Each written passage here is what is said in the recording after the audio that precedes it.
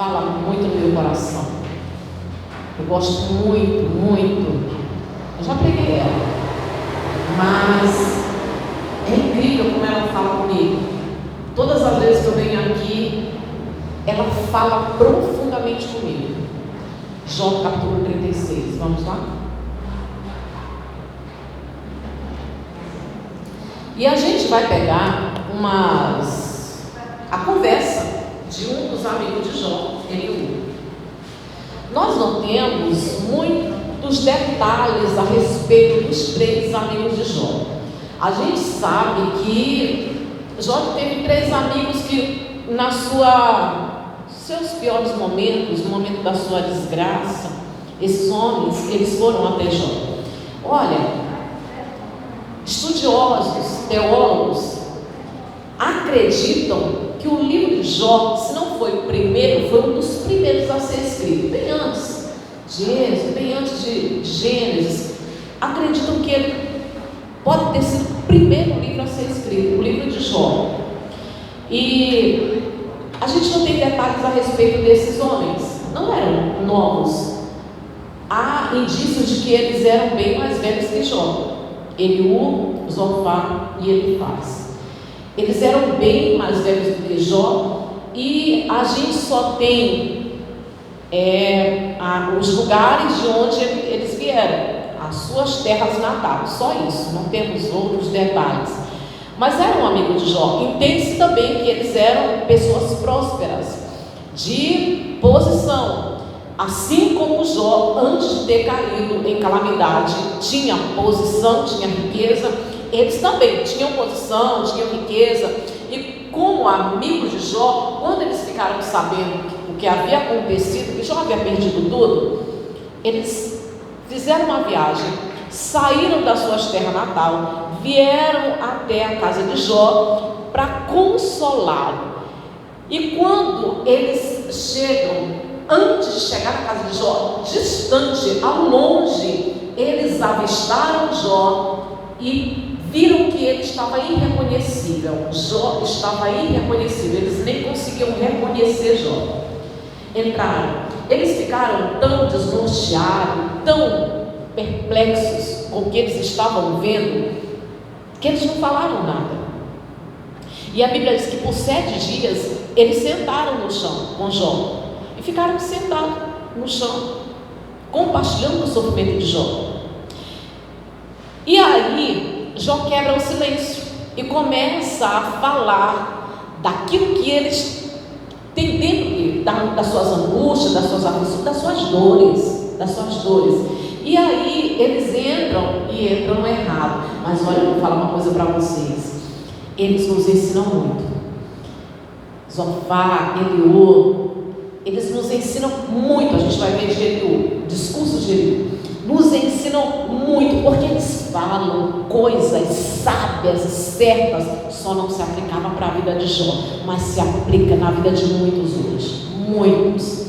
Só não se aplicava na vida de Jó porque eles, na verdade, acrescentaram e muito dor na vida de Jó, tentando descobrir o motivo. E eles ficavam procurando uma razão na vida de Jó para que Jó estivesse passando por tudo aquilo. Nunca, jamais passou na cabeça deles que aquilo dali era o diabo atacando Jó, permissão de Deus, mas que Deus não perdeu o controle da vida de Jó. E que também houve, sim, uma brecha, né? O medo, aquilo que eu mais temia, acabou acontecendo. Vamos pegar aqui, a partir do versículo 1 do capítulo 36.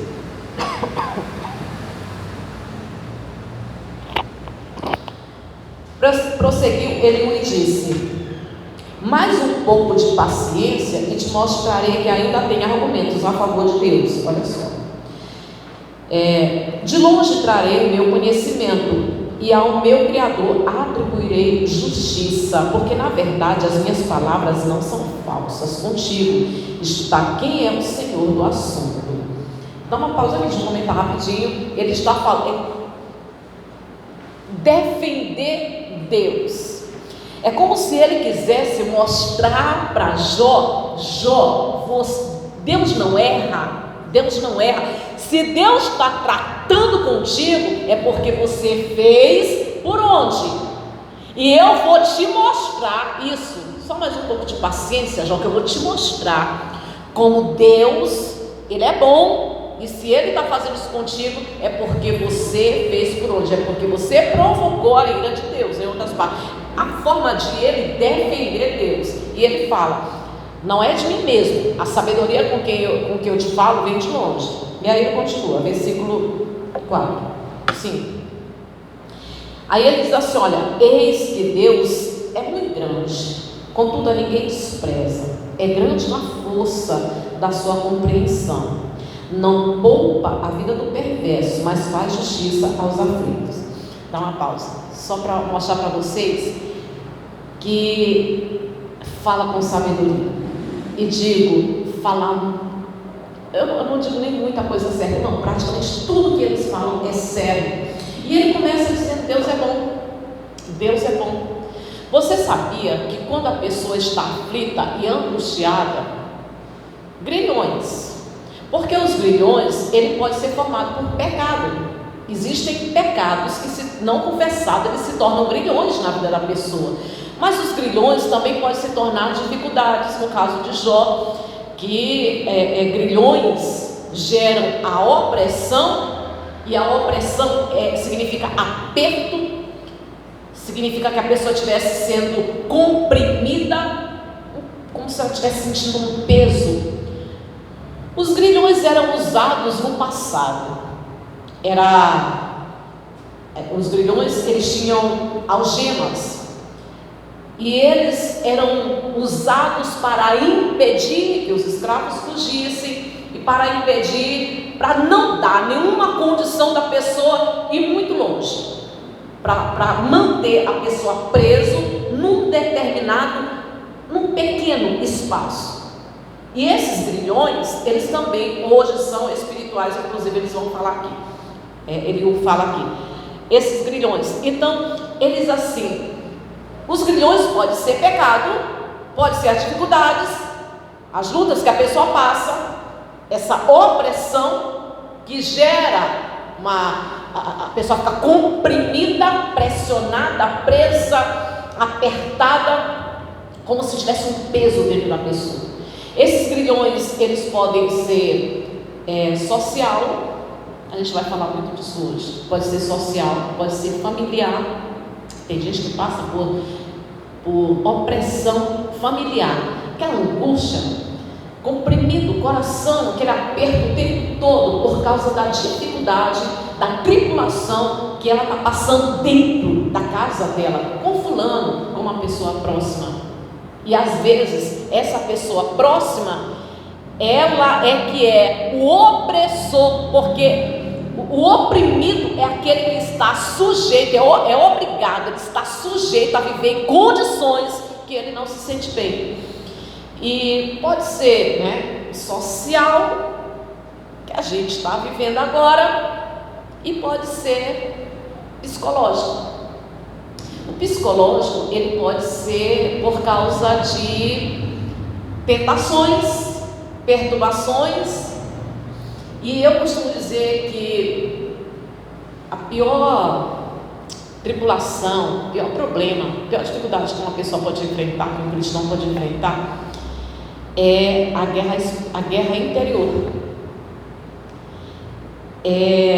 A luta interior, às vezes, é um sentimento dentro dela que ela quer se livrar, mas ela não consegue. Ela gostaria de tirar aquilo de dentro dela, e ela está passando por aquela guerra interior, aquela perturbação, aquela tentação perturbadora, uma tentação perturbadora, ou simplesmente um sentimento que se alojou no coração dela, que ela não quer, ela não suporta, ela não aceita, mas ela não está conseguindo se livrar.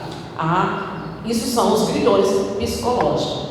E espirituais, que são os demônios, os principados, as potestades, isso tudo são os grilhões que geram a opressão. E ele diz: Deus é bom.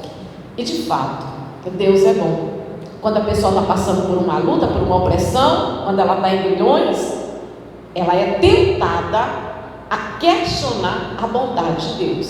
Você sabia, irmãos, isso acontece toda hora, todo lugar tem alguém questionando, perguntando, mas será que Deus é bom mesmo? Se Deus é bom, por que nós estamos assim? Se Deus é bom, por que Ele permitiu? Se Deus é bom... Hoje eu vi um texto,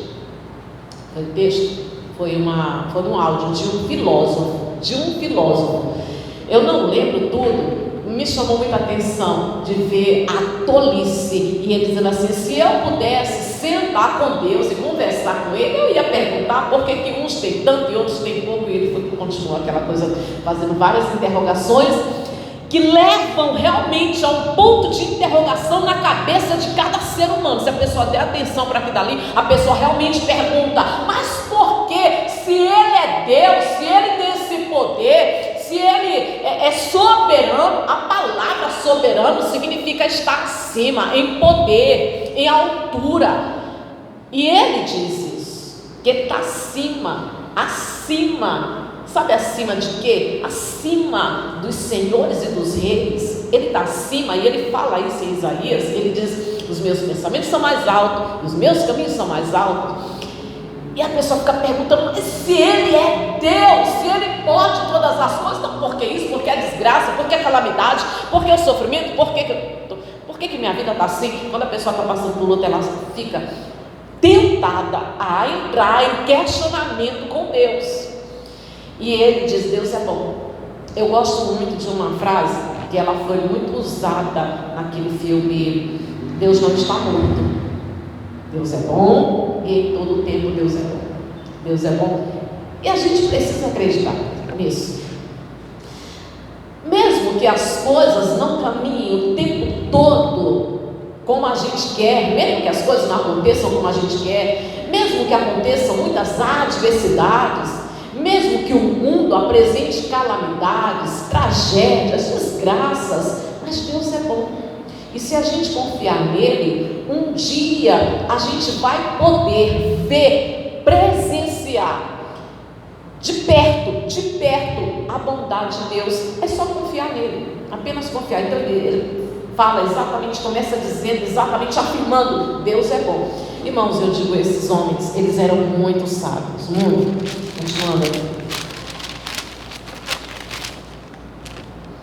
Aí diz assim: olha, não poupa a vida do perverso, 6, né? Não poupa a vida do perverso, mas faz justiça aos aflitos. Isso com certeza, sim. Inclusive no Salmo 58, Davi fala isso, né? No último versículo ele diz que a justiça de Deus contra os ímpios acontece, sempre acontece. No versículo 7, do justo não tira os olhos, também o livro de Salmo fala isso. Do justo não tira os olhos, antes com o rei no trono, com reis no trono, os assenta para sempre e são exaltados. Sobre esse versículo aqui, Davi diz, né? Os olhos do Senhor passam por toda a terra, mas eu gosto muito, o 113.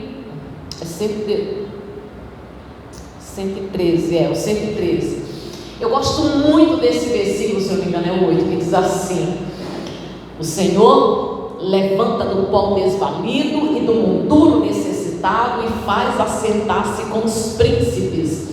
E é exatamente o que ele está dizendo aqui, que Deus não tira os olhos do justo, ou seja, ele está atento, ele está no controle, ele sabe tudo que está acontecendo, ele está no controle de tudo, mas é poderoso para mudar a situação da pessoa, tirando ela do monturo, do pó, tirando ela da lama, tirando ela da situação caótica e dando a ela uma posição elevada, tornando ela uma pessoa importante, uma pessoa próspera, honrada. Tirar a pessoa de onde ela estiver, do lugar onde ela pensa que é impossível, eu cheguei até aqui, não tem mais jeito para mim, mas Deus é poderoso para tirar e honrar essa pessoa. Aí ele continua. 8. Só um detalhe aqui no 7, né? Do justo não tira os olhos, antes com o rei no trono se assenta para sempre e são exaltados. Irmãos, a maior exaltação que os servos de Deus, que os filhos de Deus estão aguardando, não é nesse mundo, não é aqui. E no 8: se estão presos em grilhões e amarrados com cordas de aflição, só uma pausa, trazendo o que eu falei lá no começo, os grilhões, a pessoa pode ficar presa. Jó estava preso em grilhões, aflição, dificuldade, tribulação. Jó estava preso, aflição, angústia. Acontece as dificuldades da vida, mas também pode acontecer desse grilhão ser gerado pelo pecado. Então eles acreditavam, no caso de Jó, que os grilhões, que a opressão que Jó estava passando era resultado de pecado. Mas o que eles falam, irmão, é muito sério, é muito sério. Se a pessoa está presa em grilhões, seja lá quais for, se ela estiver presa em grilhões, ele continua dizendo assim: e amarrado com cordas de aflição. Essa aflição pode vir de um conhecido, pode vir da esposa, pode vir da esposa. Você está pensando o quê? Não. O Salomão, ele diz que é melhor morar no deserto do que numa mulher rixosa. Tem marido que vive uma opressão, tem marido que vive numa casa, irmãos, oprimido o tempo todo. Eu vi uma mulher, olha isso, a falta de sabedoria é uma desgraça. Tem gente que não dá valor e não busca com afinco, com desejo, com ânsia, sabedoria. O que eu vou falar para vocês? Vocês sabem que isso acontece bem aqui, ali e acolá. Olha só, uma conversando e uma disse assim, né? O marido, às vezes a mulher sorri e aí diz assim: para de rir, fica parecendo besta o tempo todo. Para não ofender ele, parou de sorrir. E tudo que ela fazia, ele sempre tinha uma crítica. Estava brincando com criança, besteira, fica brincando com criança o tempo todo. Te colocar no teu lugar. Você sabe que tem marido que é assim, reclama por tudo. Se a mulher vai brincar, ele reclama. Se ela está o tempo todo séria, ele reclama. Cara fechado, o tempo tudo reclama. Aí ela contando isso, né, a sua experiência própria, a outra disse assim: passei por isso. Hoje eu sorrio com todo mundo. Isso foi agora, esses dias. Eu sorrio com todo mundo, eu sou alegre, eu sou uma pessoa gentil com todo mundo, mas com meu marido eu sou cara fechada o tempo todo.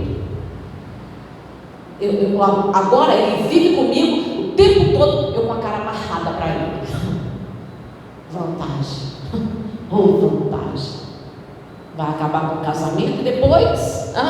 Depois, o que acontece? Depois, vou nem dizer o que acontece depois, mas muita gente sabe o que acontece depois. Depois vai dobrar os joelhos e chorar. Mas enquanto está ali na vista, a pessoa, enquanto ela não pede, ela não sossega. E aí a vantagem de andar orgulhosa, sabe? De andar dentro de casa de cara amarrada, a vantagem de querer ser superior, de querer ser, e não sabe ser humilde, se humilhar. Lógico que eu não fiquei calada, porque eu não aguento essas coisas, né? Lógico que eu não fiquei calada. E ele está falando aqui, às vezes é a mulher, como eu acabei de falar. Você já pensou conviver com uma mulher assim? De cara amarrada o tempo todo? Tem marido que vive dentro de casa uma opressão, oprimido, que quando não é a cara amarrada, tem mulher que de tudo reclama, de tudo tem, sabe, um murmúrio. Tem marido que não aguenta, mas tem muita mulher que convive com o marido que ele gerou grilhões, é a opressão da vida dela. E às vezes, como eu já falei, é psicológico, é o governo fazendo leis para oprimir o povo, para submeter a opressão, submeter as pessoas a uma condição desagradável, uma condição que ela não se sente bem. Nós estamos vivendo isso agora, estamos vivendo. Eu não sei se você está acompanhando tudo que está acontecendo nesses últimos dias, mas nós estamos vivendo os últimos dias da igreja na terra. Alguém já percebeu isso? Levanta a mão, quem já percebeu. Tem algumas pessoas que estão atentas, né? O que está acontecendo. Estamos vivendo os últimos dias da igreja. Da igreja. Logo, logo, irmãos, as pessoas vão procurar uma igreja aberta. Não tem. Não tem. Inclusive, nós estamos tendo o privilégio de ter culto aqui, mas muitas igrejas, a maioria, não está tendo essa condição de aceitar, de receber os membros e ter o seu culto normal. É lógico que isso começa dominando ali, por ali, até dominar o mundo inteiro. Vamos aqui. Se estão presos em grilhões e amarrados com corda de aflição, no 9, Deus, Ele lhes faz ver as suas obras, as suas transgressões, e que se houveram com soberba.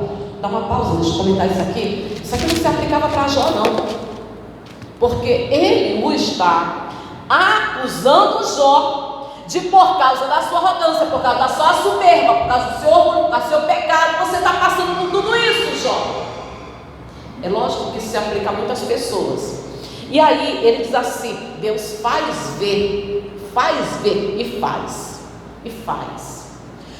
Todas as vezes que alguém estiver errado, estiver pecando, todas as vezes que alguém se desviar, todas as vezes que alguém estiver em desobediência, todas as vezes que alguém se afastar da presença de Deus, todas as vezes que alguém cair em pecado, seja o pecado que for, Deus ele sempre vai mostrar para essa pessoa que ela está errada. Sempre vai mostrar para ela que ela precisa abandonar o pecado. Inclusive, mais na frente, ele fala isso, que a opressão, que as dificuldades, que a tribulação é a forma de Deus mostrar para a pessoa que ela precisa se voltar para Deus. E de fato, irmão, isso é muito verdade. 10. Abre também os ouvidos para a instrução e manda-lhes que se convertam da iniquidade. Se o ouvirem e o servirem, acabarão os seus dias em felicidade e os seus anos em delícias. Uma pausa. Deus faz ver, Ele mostra. Se a pessoa der atenção para Deus, se voltar do seu erro, do seu caminho, se ela se voltar novamente para Deus, em obediência, porque o perigo da desobediência, as consequências da desobediência é a destruição. A base que nós temos isso é Deuteronômio capítulo 28. Ali é a base de que toda desobediência gera toda sorte de mal, gera doença, gera a miséria. Todo tipo de mal acontece por resultado, consequência da desobediência. A base está lá em Deuteronômio capítulo 28. Então, se a pessoa resolve abandonar os seus caminhos errados, se voltar para Deus, ele está dizendo: os últimos anos dessa pessoa será de felicidade, de leveza e de prosperidade. Serão anos agradáveis, é o que ele está dizendo. E aí ele continua. Eu na verdade amo esse versículo. Eu amo, eu creio nele. Falo muito com Deus a respeito dele. Olha, voltando aqui no 10, assim, abre também os ouvidos. É uma coisa que Deus ele faz, tá? No versículo 12. Porém, se não ouvirem, serão transpassados pela lança e morrerão na sua cegueira. É o que eu acabei de falar de Deuteronômio capítulo 28, tá? Consequência da desobediência. No 13. Os ímpios de coração amontoam para si a ira. Não dá para a gente tudo não, irmãos. Tem muita coisa aqui. Vamos ver aqui como é que a gente faz. Os ímpios de coração, os ímpios, pecadores, amontoam para si a ira. E agrilhoados por Deus não clamam por socorro. Sabe por que não clamam por socorro? Os ímpios, os pecadores. É que nem esse filósofo que eu falei para você, que eu estava escutando um áudio dele hoje. Porque as pessoas preferem acumular ira contra si, ira contra Deus, com o que está acontecendo, elas preferem murmurar, elas preferem ficar indagando, elas preferem ficar perguntando por quê que eu estou passando por isso, por que o mundo, por que acontece isso, por que Deus permite a desgraça, por que Deus permite que criança aconteça isso, que façam isso com o recém-nascido, por que Deus, ela prefere ficar questionando, prefere entrar em questão com Deus do que clamar, dobrar os joelhos, chorar, se humilhar e pedir a Deus socorro, misericórdia. Eles preferem ficar reclamando, murmurando. Isso é bem comum dos ímpios, dos pecadores. Mas nós não somos assim, irmãos. Nós não entramos em questão com Deus. Ele é Deus. Ele é Deus. Ele é tão bom que Ele nos fez a sua imagem e semelhança. Porém, irmãos, Ele é Deus. Nós nunca vamos entender Deus, compreender, caso contrário, Ele não seria Deus. E eu verdadeiramente acredito que quando a gente chegar lá na glória, muitas indagações, muitas perguntas serão esclarecidas. Nós vamos entender muita coisa, porém nós vamos continuar conhecendo a Deus e nunca vamos parar de conhecer a Deus. Nós não precisamos conhecer tudo hoje, entender tudo hoje. Nós só precisamos entender que em meio às grandes dificuldades, luta, diariamente nós somos sustentados por Ele. E se estamos aqui, bondade dele, só bondade dele. Para nós, crer nisso basta, é suficiente acreditar que nós estamos passando pela prova, pela luta, pela dificuldade e estamos aqui de pé por bondade e misericórdia de Deus. Basta isso, só confiar e crer na bondade de Deus. E aí ele fala que os ímpios preferem entrar em questão com Deus e acumular ira. Tem muita gente revoltado consigo. Por que eu nasci? Por que eu vim ao mundo? Eu não pedi para nascer. Não sei se vocês nunca escutaram alguém falar isso, eu já. Não pedi para nascer, não era para me ter nascido, não era para me ter casado com esse homem, não era para me ter casado. Ficam murmurando de tudo na vida. Não era para me ter morado aqui, não era para me ter, não era para nada. Acumulam ira contra si e ira contra Deus. Contra Deus, revolta com Deus. Deus, eu não sabia que esse traste era desse jeito. Por que o Senhor me deixou casar com ele, Senhor? Por que eu entrei nesse casamento? Por que o Senhor deixou? Preferem ficar questionando com Deus. Agora aqui. No 14, perdem a vida na sua mocidade e morrem entre os prostitutos cultuais. Deixa eu traduzir isso aqui rapidinho, tá? Ou seja, morrem fora do tempo e sem honra. Morrem fora do tempo e sem honra. Eu considero isso muito triste, sabe, irmãos? Porque quando uma pessoa morre, todo mundo diz assim: ai, era uma pessoa tão bacana, tão legal. Você me falando isso até de traficante, até de assaltante. Irmão, fiquei passada essa semana passada. Fiquei assustada com o que eu li o comentário de uma pessoa, né? Até uma pessoa conhecida no Brasil inteiro compartilhou esse comentário. Acho que muita gente aqui deve ter lido, dizendo assim: ele era um moleque bom, só fazia alguns assaltos. Quando morre, todo mundo é bom. Mas no fundo, irmãos, no fundo, poucas pessoas morrem honradas, para as pessoas realmente reconhecer que foi um homem digno, uma mulher digna, direita, uma pessoa de Deus. Poucas. Então Deus está dizendo assim: eles morrem fora do tempo, além de morrer fora do tempo, ainda morrem desonrados, sem honra. Não há honra melhor do que você ser reconhecido como filho de Deus, como servo de Deus, como homem de Deus, como mulher de Deus. Penso eu que não tem. Esse comentário que eu falei, alguém leu? Só eu que fico escacaviando as coisas. Escacaviando. Acho que eu falava agora com a Cláudia. Qual é Jesus? 15. Ao aflito, livra por meio da sua aflição, e pela opressão lhe abre os ouvidos. Olha, isso é muito triste, viu? Mas é a realidade. É muito triste. Ao aflito, ele livra por meio da aflição, porque a maioria, porque o ser humano, não é maldade de Deus, irmãos. Não é maldade de Deus, é o ser humano, o coração endurecido do ser humano, só se quebranta quando está passando por uma desgraça, quando está acontecendo uma tragédia, quando está na calamidade. Aí é que a pessoa se volta para Deus. Aí ele está dizendo assim: ao aflito, ele livra pela opressão, e pelos grilhões lhe faz saber. E o que mais? Cadê Jesus?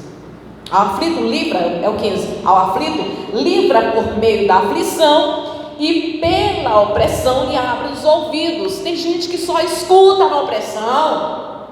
Ei, se hoje você passasse na casa de fulano, convidasse ele para vir para a igreja para ouvir uma exposição de Jó 36, vinha a droga. Se eu tivesse colocado lá no grupo, gente, tem uma mensagem muito gostosa, porque eu acho realmente eu me interesso muito por isso daqui, eu acho muito deliciosa. Jó 36, na verdade, o livro do Jó, a Bíblia toda. Aí eu colocasse lá no grupo, gente, tem uma mensagem muito bacana hoje, Jó 36. Aí você, poxa, eu vou passar na casa de fulano, minha amiga, a minha irmã, vou levar você chegasse na casa do vizinho e dissesse assim: vamos na igreja comigo, hoje vai ter uma exposição de Jó 36. A minha, quem quer vir, irmãos? Mas quando está passando por uma tragédia, por uma desgraça, por uma calamidade, eles acabam se rendendo. Aí acaba aceitando. Você vai, a pessoa aceita, vem toda quebrantada, os olhos inchados de chorar, coração apertadinho, cheio de olheiras, porque não está nem dormindo de noite, oprimido, aí aceita vir. Então, muitas das vezes é isso que o ser humano faz. Ele só se quebranta, ele só se volta para Deus, ele só aprende, ele só abre os ouvidos por meio da opressão. Por meio da opressão. Aí ele continua dizendo 16. Assim também procura tirar-te das falsas da angústia, para um lugar espaçoso em que não há aperto, e as iguarias da tua mesa seriam